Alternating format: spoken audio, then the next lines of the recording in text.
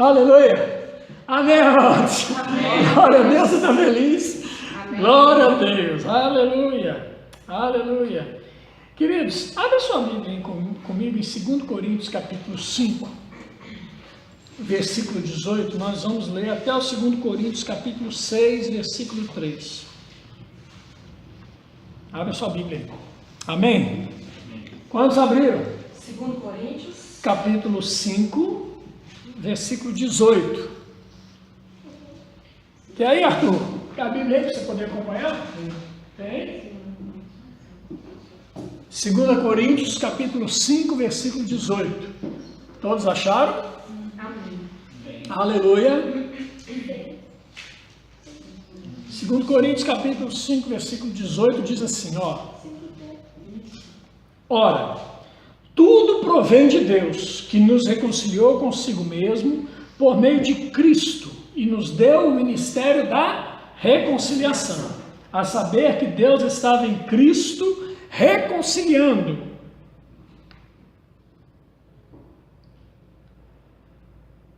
consigo o mundo, não imputando aos homens as suas transgressões, e nos confiou a palavra da reconciliação. De sorte que somos embaixadores de Cristo, como se Deus exortasse por nosso intermédio, em nome de Cristo, pois rogamos que vos reconcilieis com Deus. Aquele que não conheceu o pecado, ele o fez pecado por nós, para que nele fôssemos feitos justiça de Deus. Amém? Amém. E continua no versículo capítulo 6, versículo 1. E nós, na qualidade de cooperadores com ele, também vos exortamos a que não recebais em vão a graça de Deus. Porque ele diz, eu te ouvi no tempo da oportunidade, te socorri no dia da salvação. Eis agora o tempo sobremodo oportuno, eis agora o dia da salvação. Não dando nós nenhum motivo de escândalo, em coisa alguma, para que o ministério não seja censurado.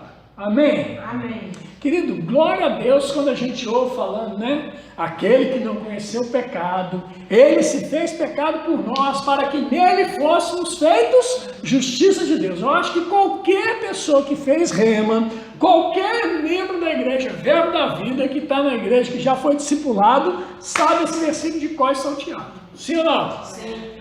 Isso é bênção demais. É maravilhoso demais a gente saber dessa verdade, dessa realidade, que nós fomos feitos justiça de Deus, é bênção para nós. Mas o texto, a carta de Paulo, ela não foi subdividida em capítulos quando ele escreveu. A subdivisão em capítulos e versículos veio anos e anos depois, para que facilitasse o nosso entendimento, a nossa procura, a nossa busca pela palavra. Amém. O nosso estudo, sim ou não? Sim. Mas então o capítulo continua, o versículo continua, o capítulo continua, o texto continua da carta, e a carta diz, aí ele entra falando em nós na qualidade de cooperadores. Ou seja, o apóstolo Paulo está dizendo que eu e você, querido, nós somos cooperadores. Para quê? Para poder fazer conhecido o ministério da reconciliação. Ou seja, há um ministério, há um chamado para que eu e você cumpramos, para que eu e você exerçamos, que Deus nos chamou para fazer, para realizar, e nós não podemos parar. E o apóstolo Paulo, ele é claro nesse ponto. E aí ele fala de um aspecto que é muito importante, que nós não podemos sermos motivos de escândalo em coisa alguma. Para que esse ministério, para que o nosso chamado, ele não seja censurado pelas pessoas. Ah, estou te vendo, hein, pastor? Estou de olho em você, irmã Lisiane. Não, queridos, nós não podemos ser motivo de escândalo, nós não podemos ser motivo de que as pessoas olhem para nós e ao olhar para nós, não desejem aquilo que nós temos.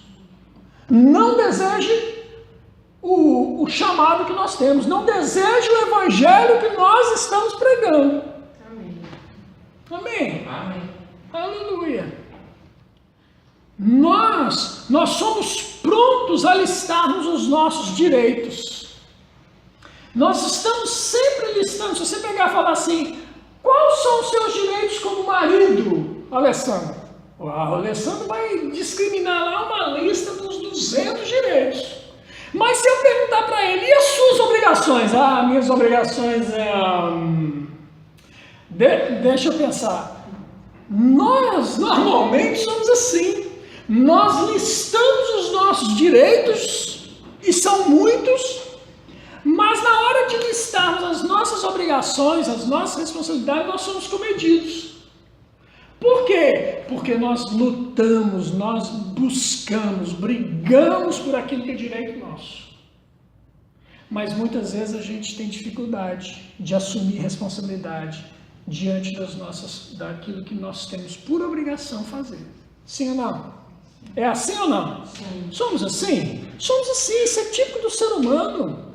É típico do ser humano. Eu lembro na empresa que eu trabalhava, o meu antigo gerente, ele colocava lá um flip chart, onde ele falava assim, quais são as suas obrigações como vendedor? E ele começava a listar, ia escrevendo tudo que nós dizíamos. E ele enchia 2, 3, 4 folhas com aqueles direitos. E quais são os seus deveres? Aí a gente começa, invariavelmente, queridos, não dava uma folha.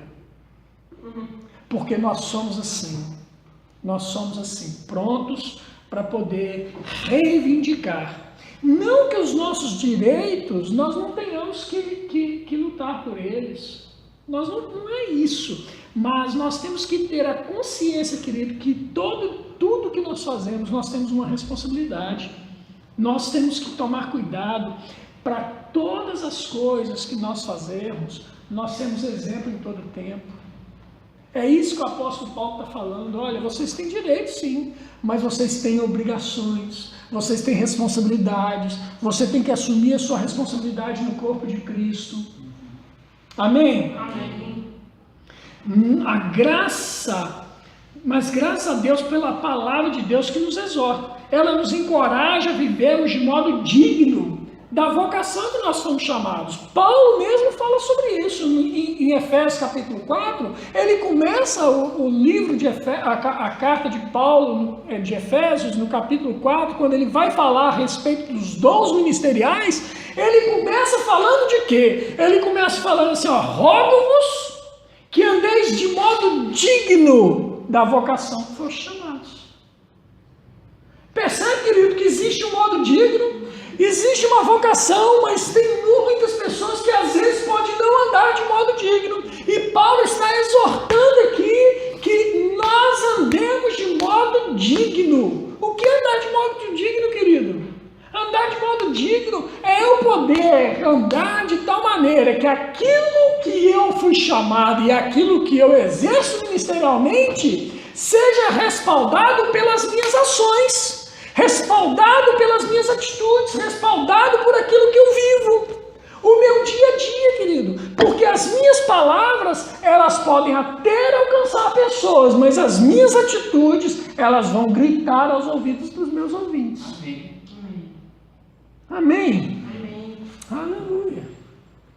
Em Filipenses, no capítulo 3, ele fala assim, no versículo 12, não que eu tenha já recebido ou já tenha obtido a perfeição, mas prossigo para conquistar aquilo que também fui conquistado por Cristo Jesus. Amém. Irmãos, quanto a mim, não julgo havê-lo alcançado, mas uma coisa faço, eu esqueço das coisas que para trás ficam e avanço para as que diante de mim estão. Prossigo para o alvo, para o prêmio da soberana vocação de Deus em Cristo Jesus. Todos, pois, que somos perfeitos, tenhamos este mesmo sentimento. E se porventura pensais de outro modo, também isso Deus nos esclarecerá. Todavia, andemos de acordo com o que já alcançamos. Andemos de acordo com o que já alcançamos. Amém. Querido, nós temos recebido muita coisa. Ao longo dos anos que nós temos vivido debaixo da visão, da unção que está sobre o Ministério Verbo da Vida, nós temos recebido muita coisa, não é pouca coisa não. Nossas vidas foram transformadas, nossas famílias foram transformadas, já aprendemos muito, já vivemos muito, já vimos muitas coisas acontecerem que talvez, se estivéssemos numa outra realidade, nós não veríamos. Mas nós estamos alcançando cada vez mais um patamar de excelência, um patamar de responsabilidade que traz junto responsabilidades para cima de a gente. Amém. Amém, querido? Amém. E nós não podemos ser daqueles que não querem assumir responsabilidades. Nós somos daqueles que pode colocar, que eu assumo, pode colocar, porque o ombro aguenta. Como diz alguns ministros do Verbo da Vida, ministro tem couro grosso. Couro grosso, pode bater que aguenta, pode colocar responsabilidade que aguenta. Nós temos que tomar a consciência de que nós fomos chamados para poder ser referência, sal e luz para uma sociedade que anda em trevas. Amém. Amém. Aleluia. E por causa disso eu quero que nós meditemos nessa noite no tema dessa mensagem. Não fazendo do que é sobrenatural algo comum. Nós não podemos, querido, tornar algo que é sobrenatural algo comum. Sabe? Eu já aprendi muito do Rema, eu já aprendi muito do Verbo da Vida, eu já sei muito da Palavra de Deus. E vou acabar vivendo uma vida relaxada. Não podemos, não devemos. Quanto mais aprendemos, mais empenhados em aprender e praticar a palavra nós devemos estar. Amém. Nós não podemos relaxar, queridos. No mundo espiritual não há férias. No mundo espiritual não tem férias. Eu e você não temos direito de tirar férias. Não, hoje eu não vou ler a palavra. Não, queridos. Nós não podemos ser assim. Hoje eu quero descansar, eu estou light. Não, amados, não tem descanso. Nesse aspecto não há descanso. Os nossos olhos não podem ter descanso. O salmista falava assim. Como é que é o texto lá que ele falava, que Davi falava assim: eu não darei descanso aos meus olhos, até ver a tua glória. Eu não darei descanso aos meus olhos. Nós não podemos dar descanso aos nossos olhos sobre esse aspecto de ver em nós forjada uma vida cristã que glorifique, que respalde aquilo que nós estamos falando, que nós estamos vivendo. Amém? Amém. Porque dura coisa, querido, nós vermos as coisas passando diante dos nossos olhos e nós perdermos o bonde da história por causa de negligência nossa. Nós não podemos nos encontrar numa posição assim, de vermos o sobrenatural se perder por causa da nossa naturalidade, porque nós achamos que isso é comum. É comum. Semana que vem acontece. Não aconteceu hoje, mas semana que vem acontece. Não, amados. Nós não podemos nos acostumar com o sobrenatural. O sobrenatural tem que ser algo vivo, algo poderoso, todos os dias da nossa vida. Amém, amém. Nós temos que acordar com a expectativa de vivermos um dia intensamente na presença do Pai. Eu tenho falado isso com Deus todas as manhãs. Deus, vamos fazer proezas nesse dia. Eu coloco meu coração com a expectativa de ver coisas grandes acontecendo comigo durante este dia. Amém. E tem que ser assim, querido.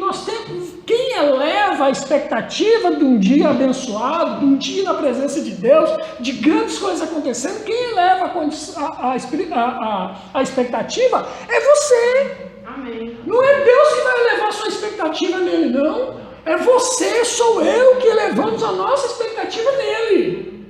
Quando a gente vem para o culto, a expectativa minha e sua tem que ser a expectativa nele, de que ele faça as coisas, de que ele faça acontecer. Nós vamos prestar um culto, nós vamos celebrar o culto, mas o meu culto tem que estar com expectativa dele. Amém? Amém. Queridos, eu pensando nisso, eu separei aqui 3 coisas que podem desviar nossa atenção do nosso propósito, daquilo que Deus nos chamou para fazer. Eu separei aqui 3 pontos que eu gostaria de meditar com você nessa noite. Coisas que podem roubar a nossa atenção. Coisas que podem desviar a nossa atenção do foco. O primeiro está lá, Juízes capítulo 16, versículo 4. Juízes capítulo 16, versículo de número 4.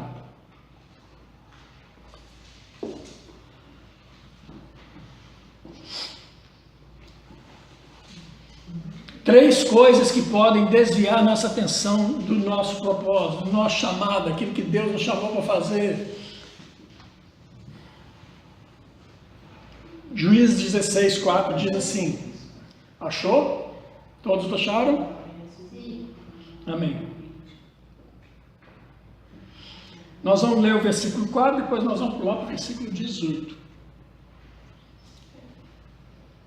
Depois disso, aconteceu que se afeiçoou a uma mulher do vale de Soreque, a qual se chamava Dalila. Fala comigo, Dalila. Versículo 18. Vendo, pois, Dalila que já lhe descobrira todo o coração, mandou chamar os príncipes dos filisteus, dizendo, subi mais esta vez, porque agora me descobriu ele todo o coração. Então os príncipes dos filisteus subiram a ter com ela e trouxeram com eles o dinheiro.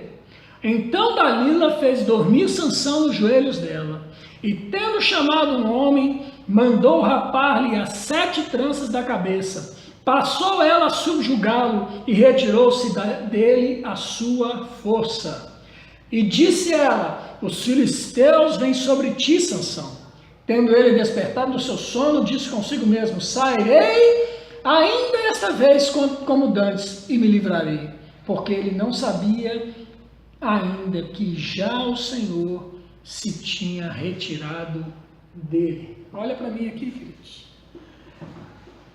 Sansão era um homem ungido por Deus, sim ou não? Sim. A unção do Senhor vinha sobre ele, sim ou não? Sim. E aconteceu algo na vida de Sansão que fez ele perder a sua unção. A unção do Senhor se foi. Amados, eu e você, nós temos que tomar cuidado, porque a unção de Deus, o poder de Deus que vem sobre nós, querido, ele pode não vir amanhã. Eita. Por que ele pode não vir amanhã? Por causa de práticas que podem afastar a unção de Deus da minha vida. O Espírito Santo de Deus está dentro de mim, querido, isso é fato, ponto, consumado, amém? Sim ou não? A unção dentro está em mim, o Espírito Santo habita dentro de mim, mas tem coisas que eu posso fazer que pode fazer com que a unção não venha, que a unção não se manifeste. E essas coisas, uma dessas coisas chama-se pecado. E um desses pecados, querido, na vida de todo homem de Deus, e nós não podemos achar que nós estamos imunes a isso, chama-se mulher, chama-se homem, chama-se sexo oposto. Nós temos que tomar cuidado. Dalila era uma daquelas mulheres de vida fácil, fala-se por aí.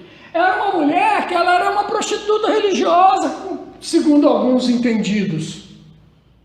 E Sansão se apaixonou por ela. Se apaixonou por quem não devia. Se envolveu com uma mulher que não era para se envolver. Se entregou a uma mulher que não era para se entregar. E ali, aos pés dela, deliciando-se ali com aquela mulher, apaixonado com aquela mulher, se entregando àquela mulher, entregou também a sua unção. Disse para ela segredos que não eram para ser ditos. Querido, eu e você temos coisas que nós devemos guardar, nós não devemos contar para todo mundo, nós devemos guardar nossa boca. Tem coisas que acontecem que nós não devemos compartilhar, nós devemos guardar. Mas aqui ele foi direto contar para quem? Para o inimigo. Contou para uma mulher estranha, contou para uma prostituta, contou para uma mulher que ele não deveria estar se envolvendo. Então a primeira coisa que pode roubar, querido, a nossa unção, pode roubar o nosso chamado, o propósito de Deus se manifesta nas nossas vidas, é quando nós nos envolvemos sentimentalmente com quem nós não devemos nos envolver. Eu não estou falando aqui que talvez nós saiamos daqui para cometer adultérios, talvez nós não sejamos desses. E graças a Deus eu creio que nós não somos desses. Mas nós não podemos ceder os nossos olhos sequer para poder envolver na internet, em televisão, nas ruas, aquilo que nos é bombardeado de informações todos os dias. Nós devemos nos guardar dessas coisas, nós devemos guardar nosso coração. Ah, foi só uma olhadinha, querido, desvia esse olhar dessa olhadinha, consagra os seus olhos, consagra o seu corpo, consagra a sua vida para Deus. Mulheres, sexo oposto, nós devemos guardar, tomar cuidado com essas coisas, para que nós não sejamos pegos, se apaixonando por coisas, e a unção indo embora, Nós vemos o irmão Kenneth Hagin falando sobre isso nos livros dele, de pessoas que ele conheceu ao longo do ministério, que eram homens e mulheres tremendamente ungidos e eram usados nos dons do Espírito, manifestações tremendas, mas de repente se envolveram sentimentalmente com outras pessoas e a unção foi embora, perdeu. Queridos, a unção é para alcançar as pessoas. Deus pode até usar uma pessoa que está em pecado para alcançar as pessoas. Mas, querido, já Ele vai levantar outro. Ele vai levantar outro. Se Ele tiver que alcançar, Ele vai levantar outro, porque Ele não vai compactuar com o pecado. A unção vai embora por causa de coisas desse tipo. A segunda coisa que eu quero que nós pensemos é a respeito. A primeira foi o perigo da sedução pelo sexo oposto. A segunda coisa é o perigo da sedução das riquezas. O perigo da sedução das riquezas. Abre sua Bíblia em 2 Reis, capítulo 5, versículo 14. A história aqui, deixa eu dar enquanto você abre, eu vou dar um breve resumo para você. Naamã foi ter com Eliseu e mergulhou no rio e foi curado da sua lepra. A história você conhece. Ele mergulhou lá 7 vezes, saiu curado, e ele tinha trago consigo vários e vários presentes. Ele trouxe vários presentes para dar para Eliseu, se Eliseu o curasse. E como ele foi curado, ele queria dar os presentes para Eliseu. Mas Eliseu falou para ele: não, fique com os seus presentes. Fiquem com os seus presentes. E Naamã ficou agradecido e foi embora. Ficou impactado com aquilo, quis até levar um pouco de terra para a sua terra, para que naquela terra, da terra de Eliseu, ele pudesse adorar ao Deus de Eliseu. E levou e estava indo embora. Quando ele estava indo embora, vem Geazi. Geazi pega, que era o moço de Eliseu. Era aquele que estava sendo preparado para um dia, quem sabe, vir a ser um profeta de Eliseu. É no lugar de Eliseu. Assim como Eliseu foi um moço de Elias, Geazi era o moço de Eliseu. Sim ou não? Sim. E ele estava ali, ele viu aquilo, mas quando ele viu aquelas riquezas, querido, ele falou assim: que isso? Meu mestre deixando embora esse monte de coisa, eu quero isso para mim. E correu atrás de Naamã, chegou em Naamã e virou e falou assim, no versículo 21. Então foi Geazi ao alcance de Naamã, Naamã, vendo que corria atrás dele, saltou do carro a encontrá-lo e perguntou: vai tudo bem? Ele respondeu: tudo vai bem. Meu senhor me mandou dizer: eis que agora mesmo vieram a mim 2 jovens dentre os discípulos dos profetas da região montanhosa de Efraim, dá-lhes, pois, 1 talento de prata e 2 vestes festivais. Disse Naamã: se servido, tomar 2 talentos. Instou com ele e amarrou 2 talentos de prata e 2 sacos e 2 vestes festivais, pô-los sobre 2 dos seus moços, os quais os levaram adiante dele. Versículo 24. Tendo ele chegado ao outeiro, tomou-os das suas mãos e os depositou na casa, e despediu aqueles homens que se foram. Ele, porém, entrou e se pôs diante do seu senhor. Perguntou-lhe Eliseu: de onde vem, Geazi? Respondeu ele: teu servo não foi a parte alguma. Porém ele lhe disse: porventura não fui eu contigo em espírito quando aquele homem voltou do seu carro a encontrar-te? Era isto ocasião para tomares prata e para tomares vestes, olivais e vinhas, ovelhas e bois, servos e servas?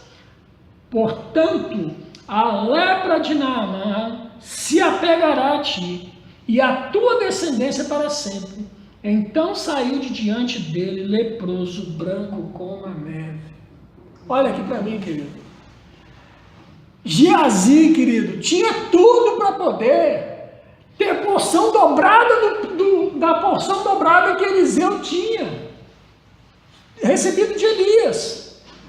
Percebe, amado, que nós estamos andando juntos, nós estamos debaixo de uma mesma visão, essa visão tem uma unção sobre ela. Amém, queridos? Amém. E nós não podemos fazer do nosso jeito, do jeito que a gente acha, a ponto de nós perdermos a visão, perdermos a unção que está sobre a visão, melhor dizendo. Nós temos que zelar por aquilo que nós temos recebido. Geazi, que ele perdeu, por quê? Porque o seu coração se corrompeu com riquezas. Ele se deixou levar por riquezas. Eu quero riquezas. E por querer riquezas, perdeu o que tinha. Perdeu a oportunidade que tinha. A oportunidade de se tornar um profeta no lugar de Eliseu. Quem sabe? Quem sabe se Geazi não tivesse se corrompido com as riquezas, quem sabe hoje a gente não teria relatos na palavra de Deus contando dos feitos de Geazi? Poderíamos ter isso, querido, mas não temos. Por quê? Porque perdeu a unção, perdeu o bonde da história. Nós não podemos perder o bonde da história. Nós temos um legado para deixar para esta nação e nós não vamos deixar de deixá-lo. Amém. Vão contar dos feitos da Igreja Verbo da Vida Porto. Lá na frente, queridos, lá na frente, as pessoas olharão para essa igreja e contarão dos feitos que foram feitos em prol dessa nação, em prol de servir essa nação, de amar essa nação. Agora nós temos que guardar nosso coração, de não nos envolvermos com sedução do sexo oposto, de não nos envolvermos com sedução das riquezas. Ah, pastor, eu não posso ser rico agora? Pode, deve. Pode, deve. Mas isso não pode ocupar o seu coração, querido. Amém. A ponto de roubar de você a unção. Amém. De deixar você numa posição de querer a riqueza e de não querer a unção. Porque eu prefiro muito mais estar debaixo de uma unção do que estar debaixo de uma riqueza. Se tiver como conciliar as coisas, nós vivemos no melhor dos mundos. E não há problema nisso. Amém? Amém. Mas nós não podemos deixar de querer. O nosso desejo, nossa paixão, o nosso arder dentro de nós tem que ser pela unção de Deus. Amém. Pela unção, eu quero essa unção, eu não quero viver sem essa unção, eu quero a unção, eu chamo pela unção, eu puxo da unção. Amém? Amém. Aleluia. Terceiro ponto. Primeiro ponto, o perigo da sedução pelo sexo oposto. Segundo ponto, o perigo da sedução das riquezas. E o terceiro ponto, o perigo da sedução do poder. O perigo da sedução do poder. Lucas capítulo 18, versículo 18.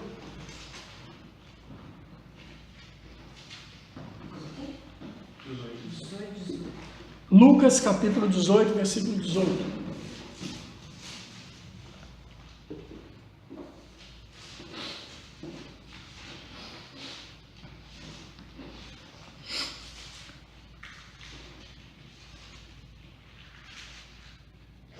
Diz assim, Lucas 18, 18.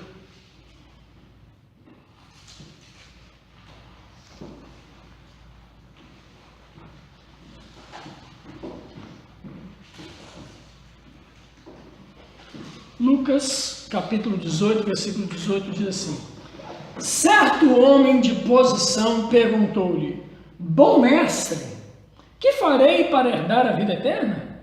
Respondeu-lhe Jesus: por que me chamas bom? Ninguém é bom, senão um que é Deus. Sabes os mandamentos: não adulterarás, não matarás, não furtarás, não dirás falso testemunho, honra teu pai e tua mãe. E ele replicou-lhe: tudo isso tenho observado desde a minha juventude. E Jesus disse: uma coisa ainda te falta. Vende tudo que tens, dá aos pobres, e terás um tesouro nos céus. Depois vem e segue-me. Mas ouvindo ele estas palavras, ficou muito triste, porque era riquíssimo. Olha para mim agora. Amados, aquele jovem ali, ele viu Jesus operando nos dons. Ele viu Jesus exercendo o seu ministério em plenitude, curando os enfermos, salvando as pessoas. Ele viu Jesus perdoando pecados. Ele viu Jesus ressuscitando mortos. Ele viu Jesus curando o cego, levantando o paralítico. Ele viu Jesus fazendo sinais, maravilhas e prodígios. E ele vendo aquilo, ele falou, pensou consigo: eu quero isso para mim. Ele desejou ter o poder, ele queria estar com Jesus, ele queria estar ali, ele queria tudo aquilo que Jesus tinha, mas ele não queria abrir mão da sua glória, do seu poder, da sua ostentação. Ele não queria abrir mão da sua riqueza. Aquele homem ali, queridos, Jesus, olha essa palavra que Jesus dá. Jesus fala assim: olha, vai, vende tudo que tens, dá aos pobres e terás o tesouro dos céus. Depois, vem e segue-me. Queridos, olha para mim. Quem nos diz que este jovem, talvez hoje, nós estivéssemos falando de um dos apóstolos? Quem nos garante que este jovem fosse um dos apóstolos, se ele tivesse tomado a decisão de se colocar na posição de dependência? Vai, vende tudo. Sim, Senhor, eu vou vender tudo, vou dar para todo mundo tudo que eu tenho e vou te seguir. O que Jesus estava querendo, queridos, não era que ele vivesse na miséria. O que Jesus estava querendo é que ele vivesse na dependência. Viver na miséria é uma coisa, viver na dependência é outra, completamente diferente. Os apóstolos que seguiram Jesus não tiveram falta de nada. Aleluia. Por quê? Porque Jesus Cristo era aquele que provia todas as coisas. Ele era o seu provedor. O que esse homem estava dizendo é o seguinte: olha, a partir de hoje, não confie mais nas suas riquezas. A partir de hoje, vem e segue que eu vou ser o seu provedor. Eu vou ser aquele que vai te sustentar. Nada vai te faltar. Amém. Talvez hoje nós estivéssemos aqui falando um relato de um jovem que fora rico e que se tornou apóstolo do Senhor Jesus. Talvez estivéssemos dizendo aqui hoje a respeito desse homem, um jovem que se tornou um dos maiores escritores do Novo Testamento. Mas não, querido. Nós não estamos dizendo isso a respeito dele. Por quê? Porque ele perdeu o bonde da história. Na hora que ele teve a oportunidade de se entregar por completo à unção, ao Senhor da unção, ele falou: não, eu vou só até aqui. Eu vou só até aqui. Eu não vou mais além. Até que ponto nós queremos, querido, a unção de Deus? Até que ponto nós queremos nos entregar a essa unção? Até que ponto nós queremos ir? Até que ponto nós estamos disponíveis para ir mais além? A dar um passo mais além, a seguir mais um pouco, a fazer mais um pouco, a nos doar mais um pouco. Até que ponto, amados? Até que ponto? Ora, o tema da mensagem de hoje, eu volto a falar, é não fazendo do que é sobrenatural algo comum. Esses 3 exemplos que eu trouxe aqui, querido, eles fizeram o quê? Eles se acomodaram, eles se acostumaram com algo que era espiritual, algo que era sobrenatural, e fizeram de algo sobrenatural algo comum. E nós não podemos ser pegos dessa forma. Nós não podemos ser pegos dessa maneira, permitindo que algo que é tremendo, algo que Deus vai fazer nessa terra, algo que Deus vai fazer em Portugal, um avivamento que vai trazer para Portugal, nós achamos que isso é comum. São só 2 famílias. Não, querido, nós estamos num processo inicial. Nós estamos começando uma obra que vai ser grande. Nós vamos ver coisas grandes aqui. Nós veremos aqui coisas grandes. Nós veremos sinais, maravilhas e prodígios. Nós veremos aqui pessoas se convertendo. Nós veremos pessoas sendo curadas. Nós veremos aqui pessoas sendo levantadas das suas enfermidades. Nós veremos pessoas sendo libertas aqui da escravidão de Satanás. Nós veremos aqui o poder do Evangelho acontecendo no nosso meio. Amém. Estamos dispostos a ir um pouco mais além? Estamos dispostos para poder ir um pouco mais da unção? Queridos, não perca isso de vista. Queridos. Se você não guardar nada nessa noite aqui do que eu estou falando, guarda isso. Não troque a unção de Deus. Não despreze a unção de Deus. Valorize cada instante da unção. Valorize a unção que está sobre você. Valorize essa unção. Não troque por migalhas, não troque por coisinhas, não troque por pouca coisa e nem por muita coisa. Não troque. Não troque a unção de Deus. Amém? Devemos guardar o que temos recebido. Devemos guardar nossos corações de não se contaminarem, queridos. Não permitir que os nossos corações se contaminem, para que a unção, o chamado, o propósito comece a misturar com outras coisas, de maneira que nós daqui a pouco nem mais estejamos sabendo discernir o que é propósito, o que é unção, daquilo que nós estamos fazendo no dia a dia. A água se torna turva. Já percebeu isso? Às vezes você tem lá uma fonte de águas cristalinas. Você puxa ali e sai uma água límpida. Límpida. Você pode beber daquela água.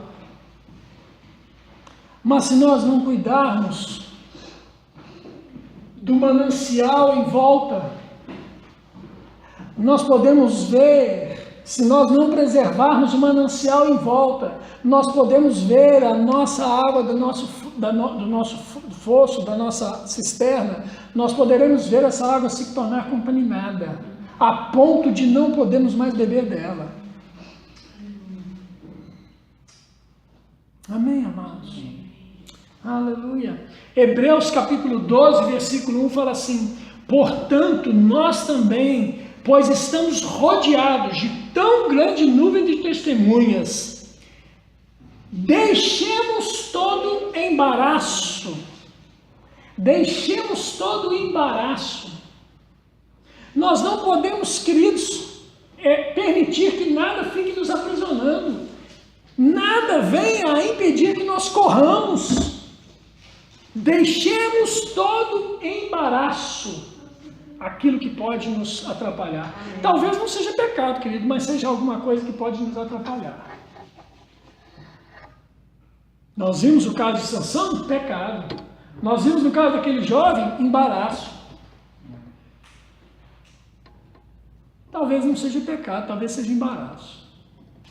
Algo que vai te impedir de correr, de avançar, de receber mais de Deus.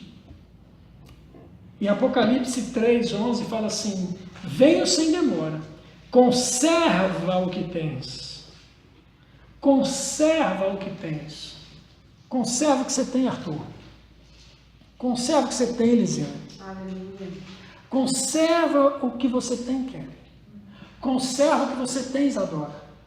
Conserva o que você tem, Arthurzinho. Conserva o que você tem, Alessandro. Conserva o que você tem, Estevão. Conserva o que você tem, Márcio. Conservamos o que nós temos.